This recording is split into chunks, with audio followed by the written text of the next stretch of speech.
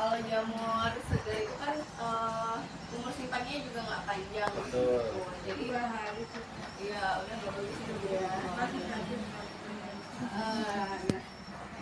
Oleh karena itu kita berpikir untuk kira-kira apa sih yang bisa dilakukan supaya hal-hal seperti itu tuh nggak terjadi lagi seperti itu sih, sebagai apa namanya usaha gitu. Nah, dari kemarin dari hasil pendataan juga untuk yang sudah melakukan hilirisasi baru dari Pak Nurudi saja ya, untuk yang lainnya belum seperti itu. Kemudian ada beberapa juga memang yang mungkin belum tertarik untuk melakukan hilirisasi karena masih fokus di budidaya.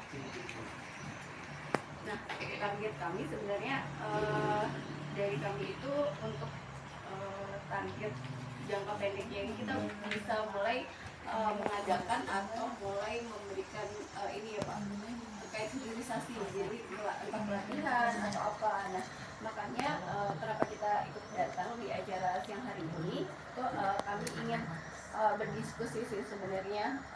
Kalau pun melakukan hilirisasi itu produk yang sekiranya Bapak Ibu itu mampu lakukan, atau dan di sini mungkin pasarnya terbuka itu apa seperti itu. Kemudian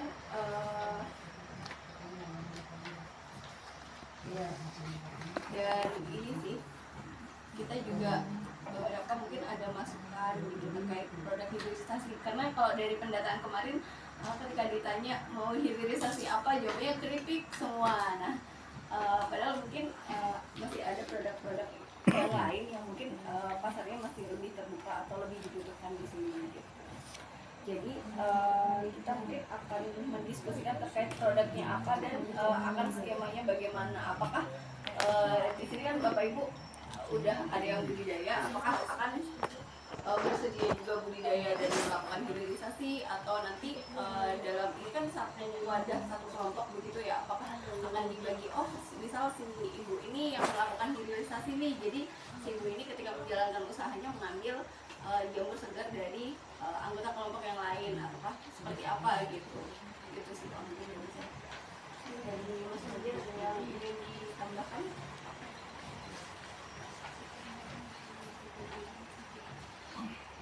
Assalamualaikum warahmatullahi wabarakatuh. Siang Bapak Ibu, ada kalian yang tidak asing mukanya di sini. Kali ini ya saya sempat ikut ya mampir di arisan rutin.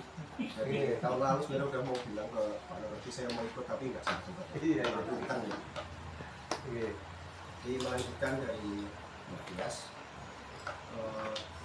Kenapa sih kok kita ini perlu ada produk-produk hilirisasi? Salah satunya adalah banyak masyarakat yang sebenarnya itu mau yang tinggal makan atau tinggal masak, alias tinggal oseng gitu. Dan produk jamur ini juga kita mengantisipasi seperti marlow lebaran, produk-produk yang tidak terserap, karena produk segar dari jamur ini yang bisa bertahan lama seperti itu. Nah, satu hal yang sebenarnya penting untuk kita sebelum membahas hilirisasi ini, seringnya hilirisasi ini dilakukan oleh produsen atau orang-orang yang produksinya itu udah besar, dimana sudah bisa dipisahkan antara bahan-bahan segar yang sudah pasti terserap, katakan sekali produksi itu 50 gram begitu, dalam 3 hari itu 50 kilo 25 kilo atau 30 kilo itu udah pasti ada yang beli, sedangkan sisanya itu nggak kemana kan, disimpan itu tidak bisa lama dengan teknologi apapun gitu. Nah, gimana caranya biar produk-produk ini tetap bisa disimpan lama dan tetap terjual, bahkan harganya lebih tinggi daripada produk segar. Itulah kenapa ada produk-produk hilirisasi dari jamur, dan cukup banyak sebenarnya. Mungkin kalau di sini kan lurahnya itu juga kritik gitu ya. Terus kemarin juga yang sate itu dari mana guys? Yang sate dari itu juga. Oh iya, kan juga ada produk kritik sama sate. Dan cuma itu sebenarnya jamur itu sendiri kalau untuk produk keringan kayak itu juga banyak yang dibuat abon. Abon jamur itu cukup mudah, dan biasanya abon jamur itu nggak perlu jamur yang segar gitu.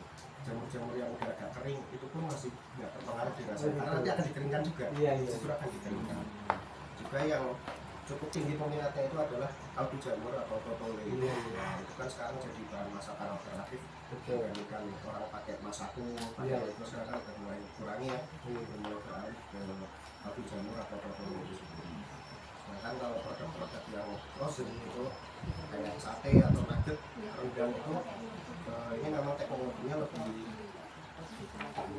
advance ya sebenarnya ya, karena untuk kita butuh untuk pembukaan, untuk vakum dan juga Enak apa ya dikeringnya ya? juga wajar nggak sesimpel kayak Berarti iso awet. Iya. Timbun kurang lebih dipanen ditimbun meneh, kering meneh. Kita ini mau minta masukan lah, karena kita kan mau mengadakan pelatihan ke depannya untuk hilirisasi, tapi kita juga bingung, Mbak Tias nih bingung apa ya yang mau produknya ini apa nih, mau fokus kemana dulu, karena nggak mungkin kita langsung melakukan pelatihan hilirisasi tapi langsung mau produk bikin nugget sekalian, bikin abon sekalian, bikin apa sekalian, nggak fokus nanti. Kita satu-satu dulu apa yang menurut bapak-bapak dari ibu ini paling menarik dan memungkinkan juga dari kami untuk melakukan melaksanakan pelatihan itu.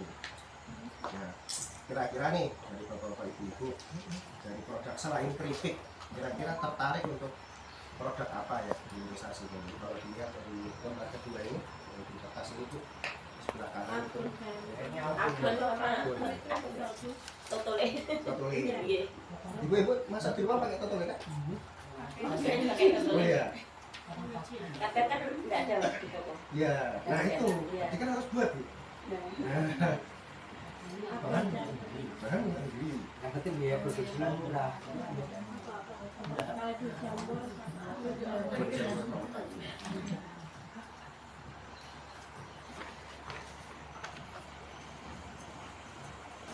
Kalau dari bapak-bapak gimana? Kira-kira? Bapak Yudi Bapak Yudi? nunggu arisan. Ya sing gampang ya Mas. Sing gampang lah. Pokoknya enggak nggih peralatan sing canggih-canggih sing kaya apa ngono. Yang biaya produksinya rendah. Ya, Kalau kayak abon sama kalbin kayaknya nggak pakai.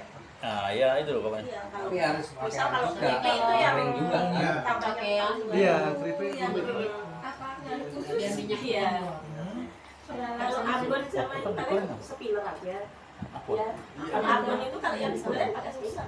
Iya, pasti. Sepiler itu susah. Iya. Kalau saya setuju itu biaya rendah dana hibah. Iya. Gitu. Nah, itu yang dikejar. ya. Apa udah cari dana hibah ya? Iya, iya.